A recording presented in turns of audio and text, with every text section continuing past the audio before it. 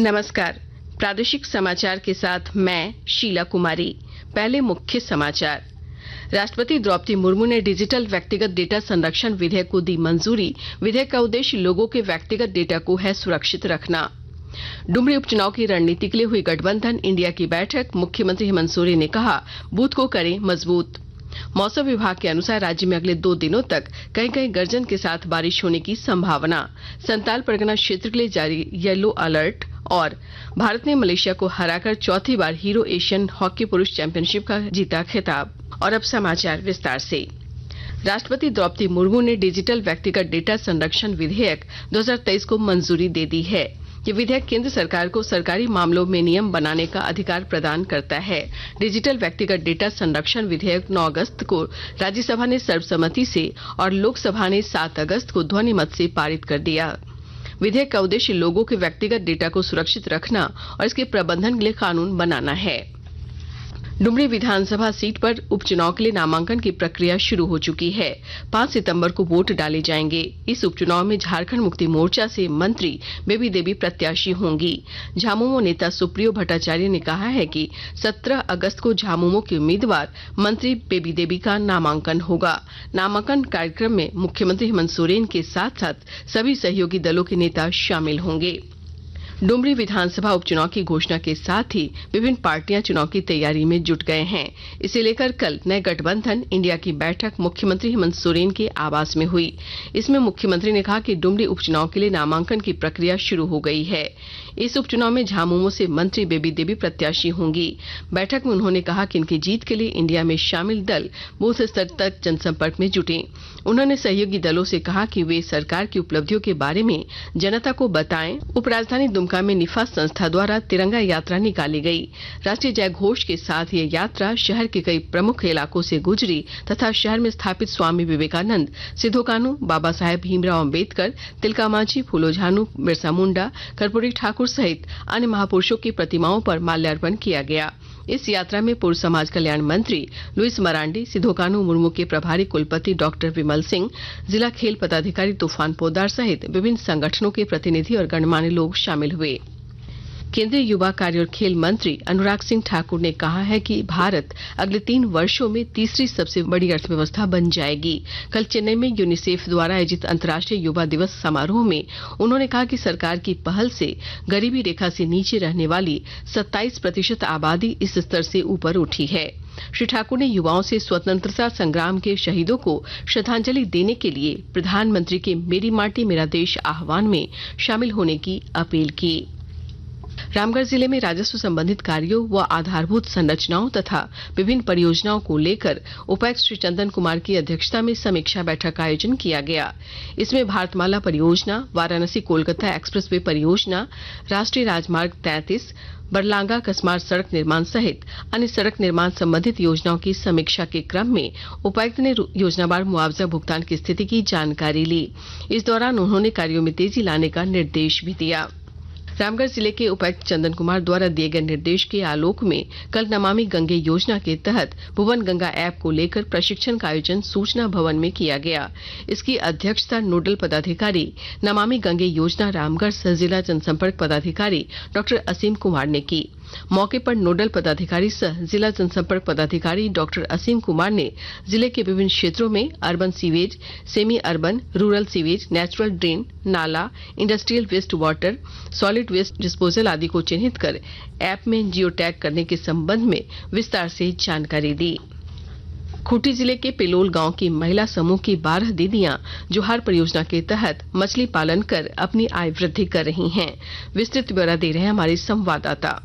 जोहार परियोजना के तहत खूंटी के पेलोल गांव की महिला समूह की 12 दीदियां सामूहिक रूप से मछली पालन कर अपनी आय वृद्धि कर रही हैं। जिले के मुरहू प्रखंड अंतर्गत पेलोल गांव में 12 दीदियां जोहार परियोजना में जुड़कर डैम में मछली पालन का कार्य कर रही हैं। ये महिलाएं उत्पादक समूह से जुड़ी हैं। जोहार परियोजना से मछली पालन का प्रशिक्षण लेकर इन महिलाओं ने आजीविका को सुदृढ़ किया है। वर्तमान में ये महिलाएं जोहार परियोजना से जुड़कर पेलोल डैम में मछली पालन से लगभग 1.5 से 2 टन मछली निकासी कर अपने साप्ताहिक बाजार और जिला के स्थानीय बाजार में बिक्री कर अपनी आजीविका में वृद्धि कर रही हैं। ज्योत्सना शीला, आकाशवाणी समाचार, खूंटी।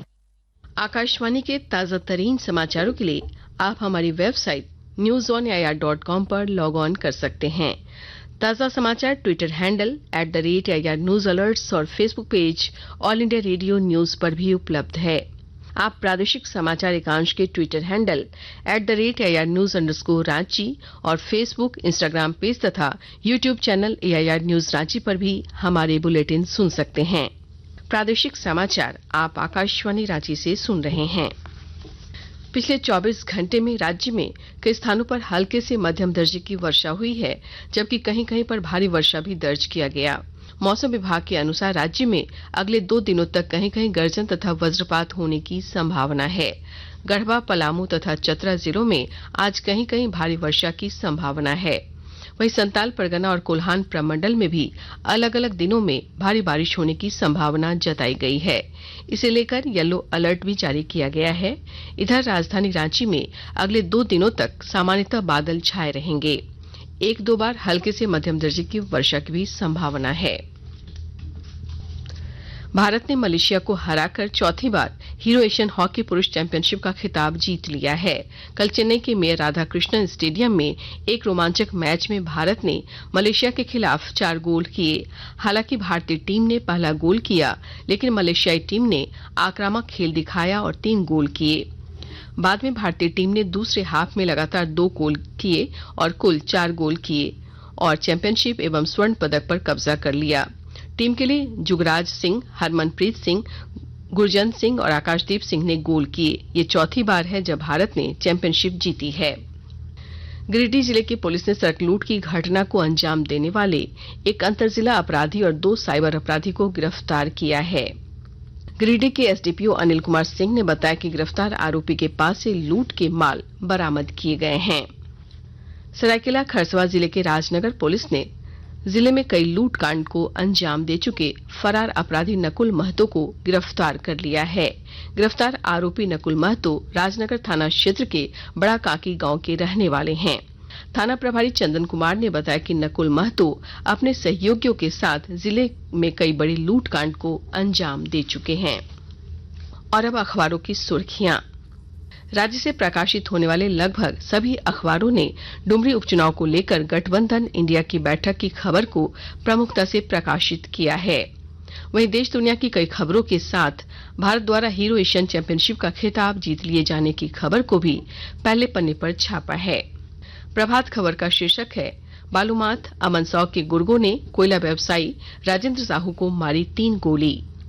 हिंदुस्तान ने शीर्षक बनाई है, डुमरी उपचुनाव सीएम ने कहा बूथ को मजबूत करें।